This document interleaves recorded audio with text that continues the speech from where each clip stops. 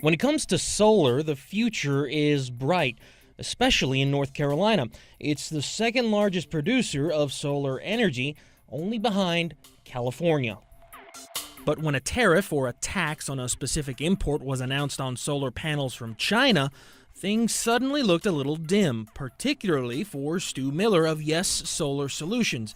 They install solar systems for homes and businesses. Although we'll probably be able to absorb some of the cost increase, I do think that there will be higher prices, which could lead to less adoption of solar in the state.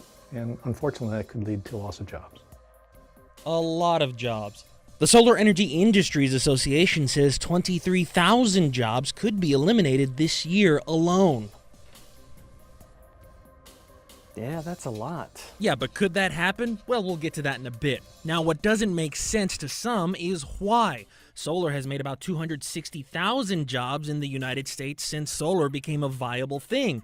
It's a $29 billion industry. Solar has proven to lower electricity costs for everybody, and particularly here in North Carolina. So the whole impact could be that we feel higher electricity prices here in North Carolina.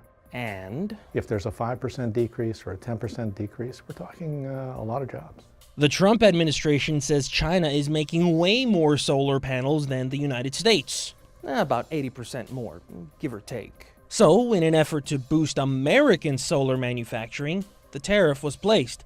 Is it a good idea? Well, we asked an economics professor from NC State.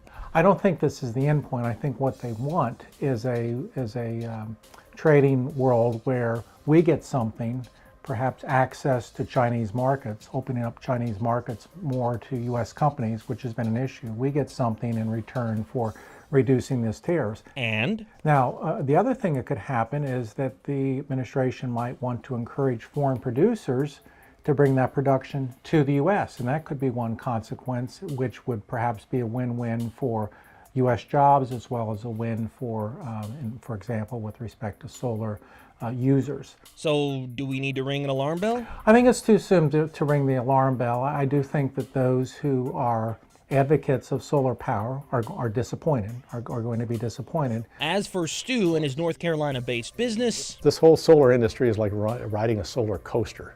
And we're constantly being challenged by either political factions or fossil fuel industry groups.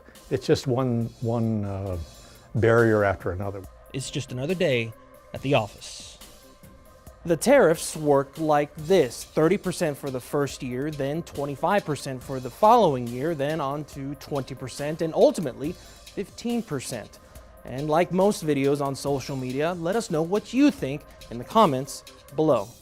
For ABC 11 Eyewitness News, I'm Gary Cooper.